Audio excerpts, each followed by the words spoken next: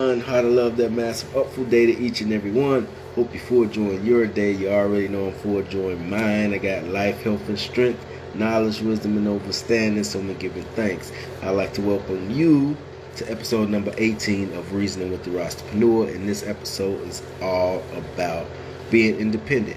And it's really more so about not me telling you to be independent or telling you to sign with a label. It's about me giving you a full definition so you have a full understanding of what it really means to be independent, and then you can make a decision for yourself whether you want to stay an independent artist or whether you want to pursue trying to sign with a major label, a major publishing company, or a major distributor that could help you along the journey of building your brand, bringing more awareness to your music and more popularity to ultimately to you and your brand. So with that being said, what does being independent mean?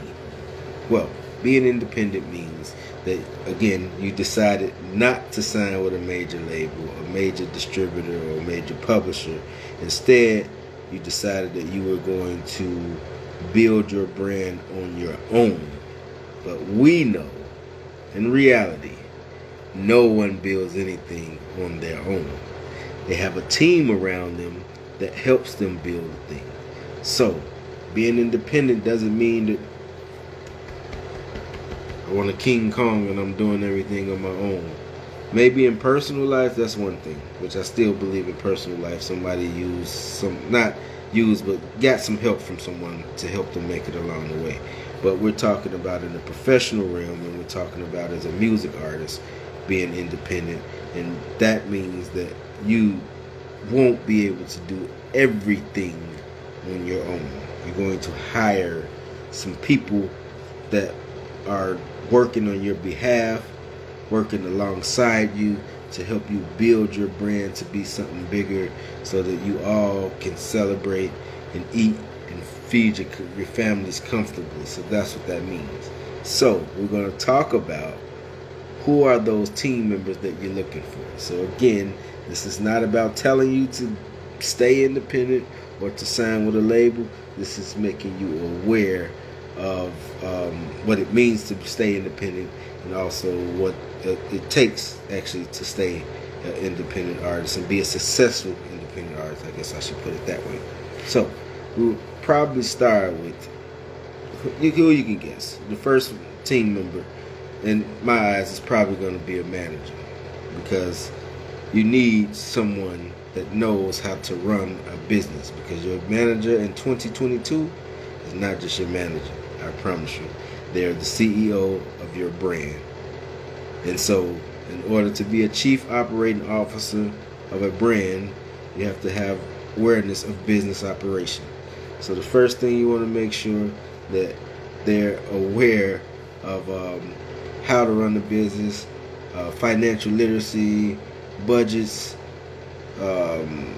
legal, all the legal terms and things like that, the legal processes that it takes to make sure things registered in the right way, all of those things that it takes to make sure that your business is legally operating, and then smoothly operating and successfully operating, if it makes sense. So again, that's where you're probably going to start with identifying a manager. So figuring out, that you and this person are going to have to communicate with each other on a, if not, let's say daily. To keep the relationship, I do think daily communication is the best way, but it don't always work that way. But you'll be communicating with this person on a regular basis, and they'll be your voice in a lot of ways. Like in a sense, like the middleman to get to you about anything that's going on. So they'll be your voice, in a sense, speaking on your behalf in a lot of cases. So you want to make sure that there's somebody that you one, trust. Well, I would say one is knowledgeable, two, trust, and three, you can have a rapport, some type of relationship with, outside of just saying business. Somebody, it doesn't have to be a personal friend, buddy, but like you can hold a conversation and inspire each other and respect each other, and respect each other's even differences and things like that. So want to make sure that that person is somebody that you know has knowledge, that you trust and that you can hold a vibe with, because you might be having to travel with them a lot, things like that. So the manager's first. The manager's probably going to help you find the two other team members on the business side of things, which is the lawyer and the business manager. So lawyer is self-explanatory. You need all the legal documents that you need signed and reviewed and make sure that everything is good on your behalf.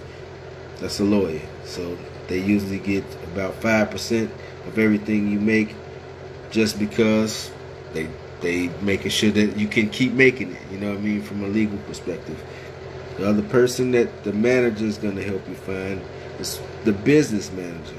So the business manager is the person that actually, what it says, is like really handles the finance side of your business, I guess, so to speak. That's the best way to put it, you know. They help you to usually collect your finance and kind of hold them on your behalf, and give you ideas on the tax debt that you are in, which is very important, because we know if you're making money, IRS gonna want theirs, you know, or whatever government that is that you are. No, I guarantee you the government gonna want some of their money. So the business manager is gonna help you to realize how much tax debt you owe, and so what you really made versus what it looks like you made on the paper. You know what I mean? And so that's that. And then they'll find other bigger business opportunities for you as well, in addition to, which is kind of the most important thing, they help you sustain your finance. So whatever level you at, you can continue to live the life that you live on a sustained budget, versus getting a lump sum of money, not knowing what to do with it. You blow it, and then what do? So that's the importance of the business manager, and they usually get automatic 5% too. In terms of the managers themselves, because they're doing so much, again, they're basically the CEO of your brand. Unless it's more established artists, the standard rate is probably 15. Not probably. The standard rate is 15 to 20%. So yeah, you take that for what it is. So you get the percentages. You get an idea of the business team members that you need. So some might be saying, well, then that's 30% of my gross income. And you think to yourself, okay, so if you didn't have these people, the manager running your business, the lawyer making sure everything is legally in place, and your business manager making sure your finances is in order, if you didn't have that, you might be in a different place. So what, I mean, not that anybody wants to give out money, but what does it bother you to make sure that the people that you are employing, the people that you trust to help you build and run your brand, what does it bother you to make sure that they compensated the piece that they compensated? Because once you make, you know, that 30, I mean, once you pay off the 30%, it's still 70% that you have that's going into your brand. Might not be 70% into your pocket, because you still got expenses and things that you have to deal with. But like, what I want you to think about is that without those three people in charge of running your business, things may be haywire. And so that 70% that you I don't know, the 100%, I guess is what I'm trying to say, that you might be holding on to because you don't have them, that 100% might be $1,000, where due to the three that's working for you might be $100,000. So now you see 70% of 100,000 versus 100% of 1,000, if that can make sense to you. So anyone that's wondering, because I've heard it before, like, man, you have to pay out that much. Yes, you're gonna have to pay anyone, just like any company that hires people to run their business. So that's the legal side of it. Now, the legal and the business side of it, basically. So that's the legal side of it. Now we want to talk about the marketing side of being independent. And so these are the team members that I would say that you need to think about and see. Again, it's based on budget, what you can afford and things like that. But as an established artist, or as an artist that's trying to build, you're going to need a producer somebody that's actually composing the beat. You're gonna need a recording engineer, somebody that's actually recording the songs for you. You're gonna need a mixing and mastering engineer, someone that's after the song is recorded, it's night, everything. They're gonna make sure all the levels are balanced and the song sounds as professional as possible. Then you're gonna need a videographer, somebody that's shooting videos, not even just music videos, but that person will be the content creator for you, because remember, as a music artist, you're not just a music artist, you're a content creator. That's how you're going to build your brand, based on the content. So a videographer, a graphic designer. After that, you're going to need merchandise. A merchandise person is what I was actually trying to think about. But basically, even the merch person can wait.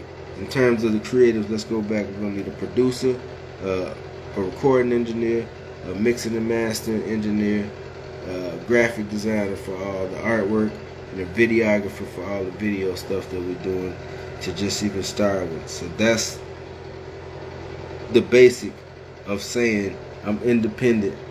But being independent means that I have to make sure that I have both of these teams, this business and legal team around me, and this marketing, basically promotions team, which is the content team around me, to make sure that I'm building my brand. So again, as we can see, independent, what does it mean? It means that you just didn't sign with a major distributor, a major label, a major publishing company to help you advance your career. Instead, you decided to do it on your own, but do it on your own with a team that you have selected and you built around you to help you be able to tell your story, basically, through whatever content, whether it's creating a song, which is audio content, creating a music video, which is a video representation of the audio content, or whether it's just the social content that you put forward, the podcast features and all those things. All of those things add up to build brand, and you need a team around you that's helping you identify opportunities, generate opportunities, and then execute on the opportunities that's available. And so therefore you need that team. And again, the business team members make a direct percentage off the growth, so they're going to get that regardless.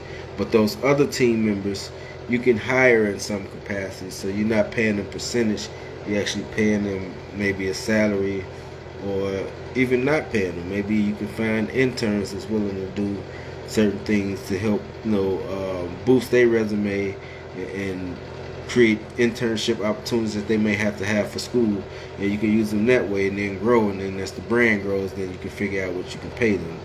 Ideally, that person is probably going to make about $30,000-$40,000 a year.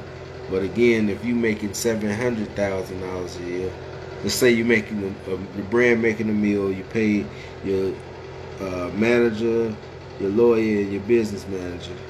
Now the net gross or net revenue for the brand itself is $700,000. Again, you're going to have the expenses like salaries to the employees, whatever you have to pay for this and this and that. So all those things come out. And again, I actually forgot about Uncle Sam. You're going to get his first off that $700,000 that's left from that. And so you get the point, it's not independent doesn't mean King Kong, I'm gonna do it myself. It means that I'm believing myself enough that I believe I can raise the funds and generate the resources and everything that a label may provide me, but I'll keep ownership of my own art.